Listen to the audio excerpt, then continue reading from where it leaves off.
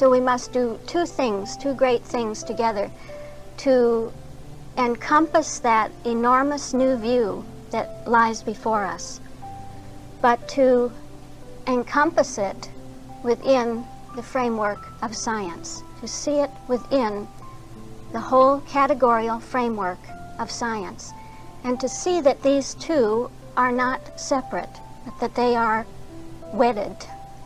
The bigness of the idea, the newness of the idea, the greatness of it is one with the structure of science, the structure of being itself. This symbol of bread comes up again and again. We begin with that impulsion of life to establish the true calculus in man, over and against the false calculus.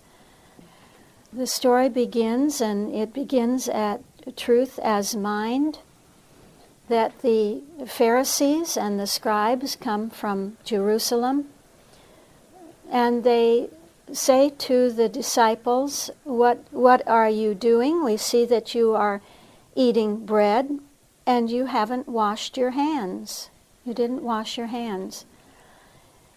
So they come to Jesus and they say, why don't your disciples wash their hands when they're eating bread? You're transgressing the tradition of the elders. This is the hedge law, that law that we spoke about, because nowhere in the actual law did it say that they could not eat bread with their hands. And so Jesus says back to them, why do you transgress the commandment of God? Because of your tradition. So he could see that because they had inserted something that wasn't, they put in a part that wasn't holistic.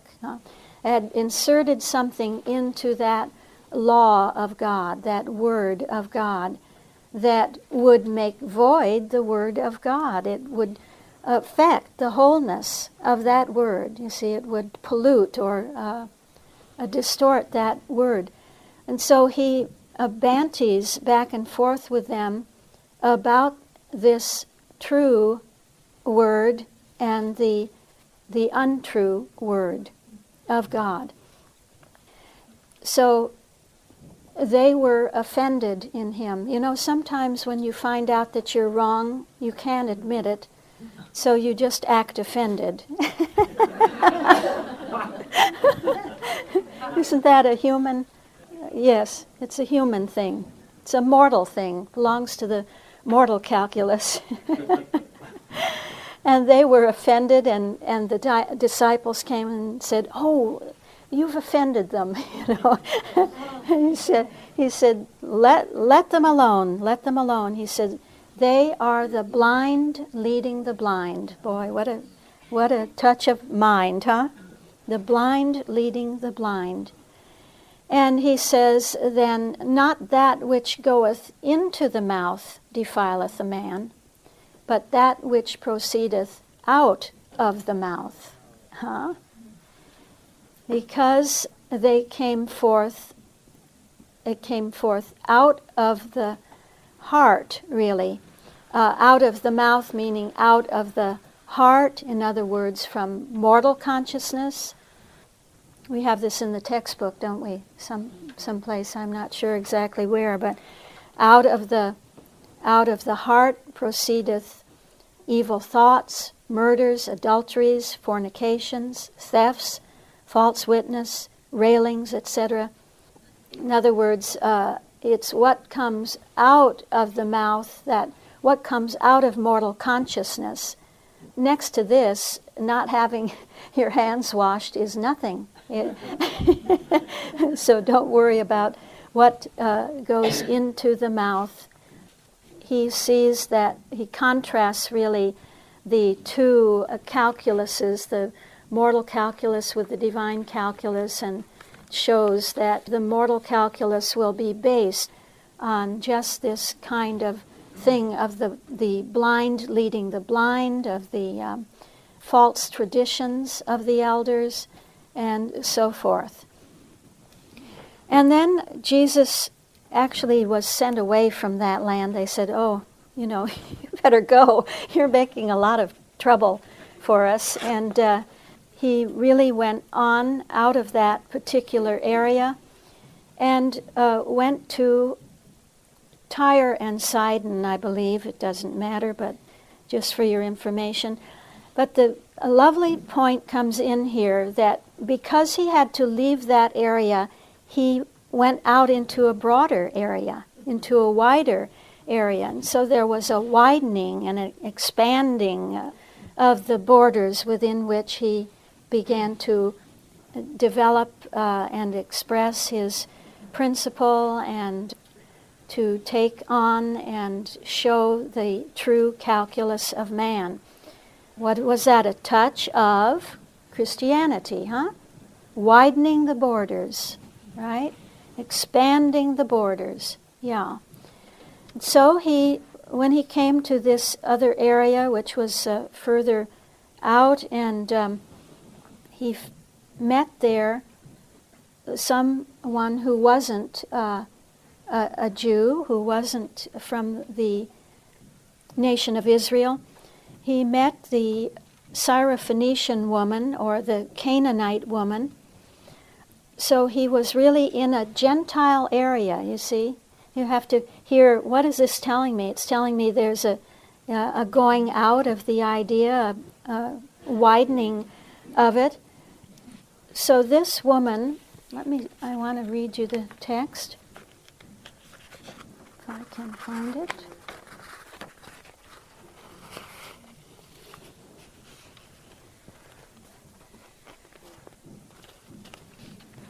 That might be the one page that I left upstairs. All right. 1522. Yeah, I believe I don't have that page with me, but it's all right.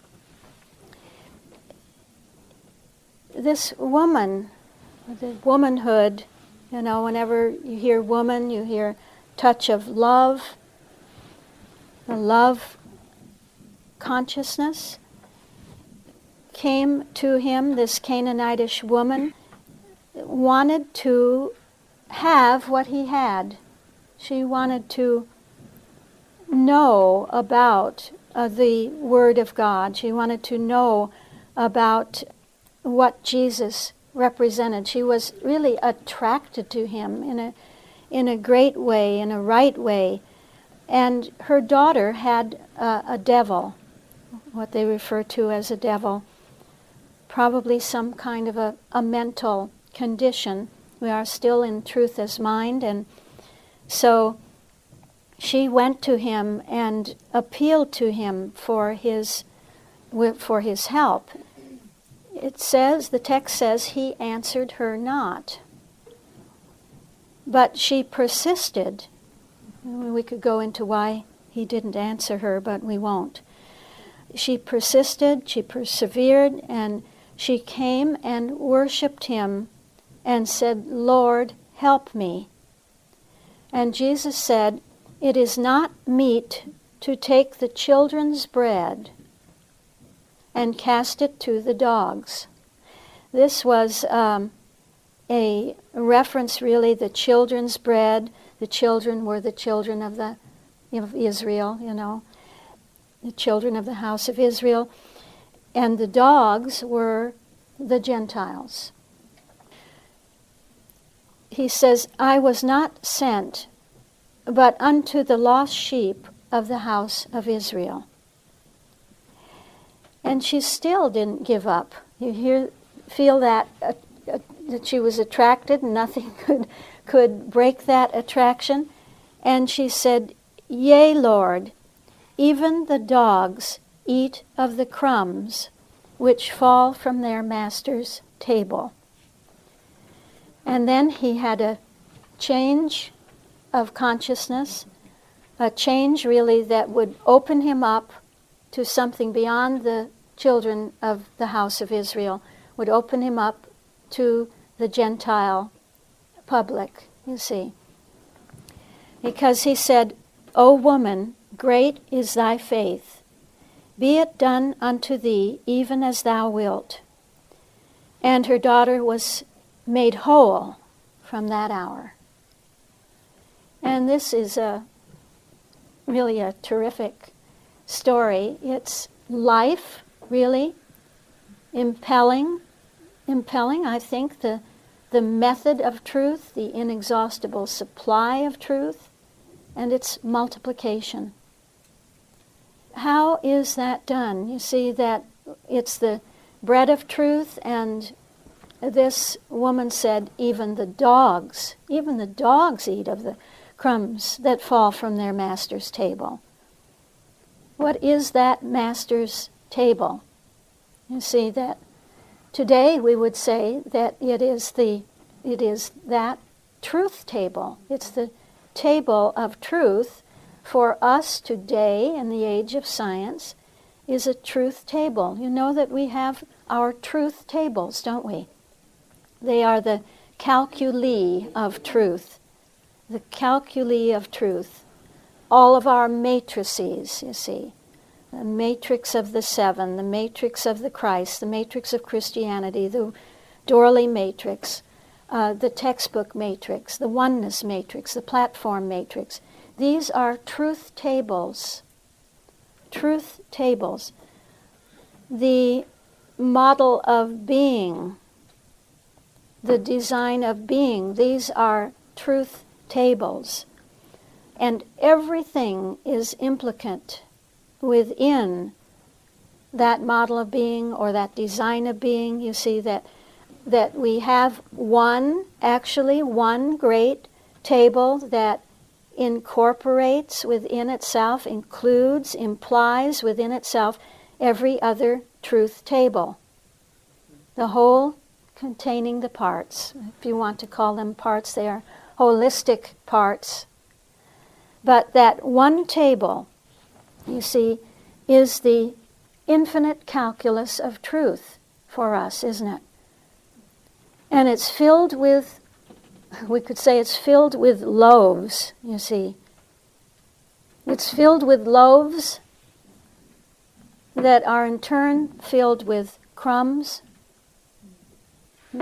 It's filled with great aspects of truth, if we say filled with the 7 loaves of the 7.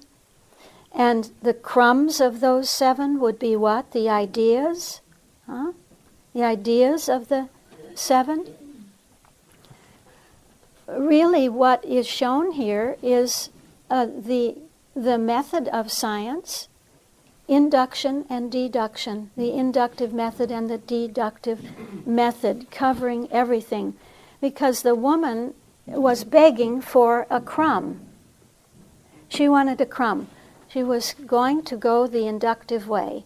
She was going to go the ascending way. Because we know in our one great table that we have an ascending way and a descending way, don't we? So we have a way that begins with crumbs, and we have a way that comes out from the whole loaf. A whole loaf of truth. If we come out from the whole loaf of truth, we come out from that one infinite science, you see. Then we begin to break that loaf down, to break bread. Jesus was always breaking bread. What was he doing when he was breaking bread? Breaking that one great loaf of truth into its parts, but they are holistic parts. And that's bread is a wonderful symbol, because wherever you break it, you get the same thing. You get the whole, don't you? Yeah, every crumb is a holistic crumb. It partakes of the general character of the whole. This woman was begging for a crumb because instinctively she knew that every crumb was holistic, was the whole. So truth is showing us, this subject of truth is showing us the principle of holism. of divine holism, where every part, so-called, every crumb partakes of that general character of the whole. And we see that when we begin with a crumb, you can begin with an idea, Begin with those crumbs, with those ideas of the 7 synonymous terms. You immediately start building the loaf. You're building a loaf. This is the inductive method, whereas coming out from the whole loaf is the deductive method. And 2 great sides of the method of science. So when she said, give me those crumbs, just give me a crumb, he caught that, didn't he? He caught that. He said, this is terrific. This is terrific. What was it he said to her? Oh, woman, great is thy faith. Be it done unto thee, even as thou wilt. She certainly had that Christ consciousness within herself, didn't she? It was so dynamic, so active. And so her daughter was made whole because she had that consciousness of wholeness, and it was met by the Master's consciousness. If we say, give me those crumbs, we know that we're going to be building the loaf, the whole loaf, building consciousness into the form of the calculus of truth. So Jesus, who had that form of consciousness, what does it say here? Yes, he had that form of consciousness, was seeing it shadowed forth, so to say, reflected forth in the attitude of this woman. And that goes on with each one of us, that life is impelling upon us the urge, the desire, the wanting of that true beginning, the wanting to go the way of understanding, which is the ascending way. What is the result? Its form then is a form of consciousness that is wholeness itself, a form of the calculus of truth. We say it's consistent, it's coherent, it's faultless, it's without error or mistake. Isn't that a good example? That bread, the consistency of the bread is even, the coherency of it, the faultlessness of it, without errors or mistakes. It's a symbol for the Christ consciousness. And then we see that because Jesus had this consciousness, that he could feed the 4,000. Symbol for the calculus of man. He fed the 4,000. How did he feed them? He fed them with 7 loaves. All right, the 7 loaves, of mind, spirit, soul, principle, life, truth, and love. He said, let me start with those 7 loaves. And he had the consciousness of the 7 in their wholeness as a whole. And so he used the deductive method. You have 7 loaves, and there is no end, no limit to the number that can be fed with those 7 loaves. It's not meal. What does she say about, it wasn't meal or monad, I think she says in the textbook. Those 7 loaves are unlimited. They are infinite. They have an infinitude of crumbs within them. All are feeding on the crumbs, the holistic parts of the 7. That's what we feed on. Assimilating and digesting them, this builds up the calculus of man, the true man, and that's what the 4,000 stood for. It was a symbol of the true man, to show us that we can deduce and deduce and deduce from our divine principle infinitely and never run out. So that when they took up of the fragments, the leftovers, again they had a terrific gathering. I don't have that amount. How many? Let's see. 7 large baskets. 7 large baskets, thank you. Doesn't matter how much you take from the 7, you always have 7 left over. But the baskets were the fragments, the parts.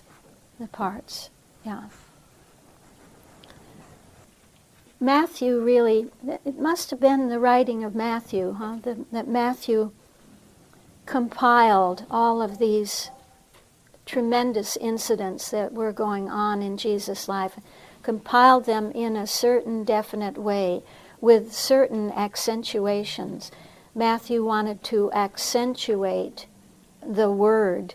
He wanted to accentuate the word order as the line of light within Jesus' life. He wanted to accentuate life, truth, and love as the impulsion behind that way of life. So he chose carefully his illustrations, and having reached the 6th standpoint, the 6th day of truth in Jesus' life, would have to select those illustrations that showed how the true calculus was being formed. So with that woman, he could illustrate the right beginnings, namely the inductive method of how to work up to God, that there is a right way, that within the table, from the table, where all the crumbs are,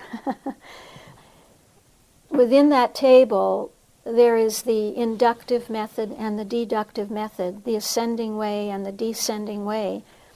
This woman illustrated the right approach to that ascending way of understanding, which is a scientific means for working up to God.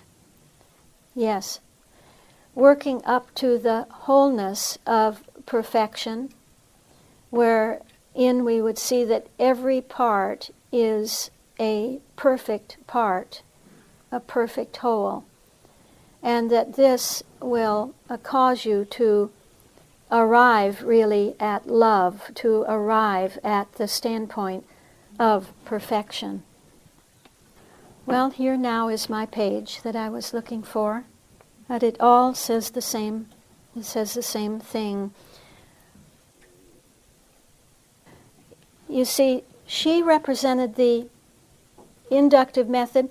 When you come to the story of the feeding of the 4,000, this represents or illustrates the deductive way. Because the disciples came to him, let's just see that a little bit more. The disciples said to him, "Whence should we have so much bread in the wilderness as to fill so great a multitude?" And Jesus saith, "Well, how many loaves have ye?" And they said, 7. Just 7 loaves. only 7. And a few fishes. Yes, they had a few fishes. You know, we think, gosh, I've only got a little bit. I only know a little bit about science. I've only got the 7 and the 4. I only know. Huh? I only know that there are that it's a 7-fold nature. And maybe I know a little bit about those 7. And I know that the 4 operate. They They are the multipliers. The 4 will multiply the 7. And you see that if we have those few fishes, and they're the right ones, they're the right fish, the right few, the calculus of the 4, then we have infinite provision. There's just no end to that, because they are holistic. And then you see how he proceeded to use the deductive method. He came out from the wholeness of the 7 and the 4. He took them and gave thanks. That's a lovely touch, huh? He said, thank you. Thank you beforehand. He said, thank you. This is the retrocausality of love, to say thank you for taking care of this situation before it had actually been taken care of on this plane. So he said, gave thanks and break them. He broke the loaves. He began the deductive process of breaking the loaves in the descending way, where you begin to break down. Now, what is that infinite one? You begin to see it's the 7 and the 4, and then you break down the 7 and the 4, and you break down the 7 to ideas of the 7, and so on and so on. And that's illustrated here. It says, he brake them and gave to his disciples, and the disciples to the multitude. You hear that?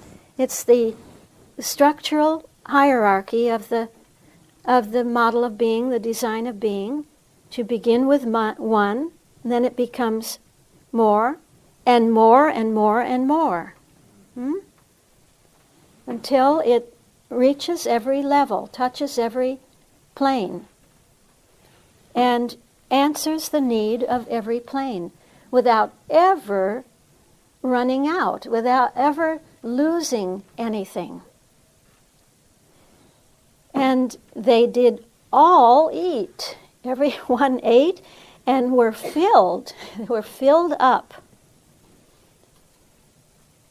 Because whatever they eat, it's the same thing, right? It's the same nature, it's the same operation. They're all eating the same thing. But that which they're eating is holistic, so it has within it whatever the individual needs. Whatever the individual needs. Yeah. Okay.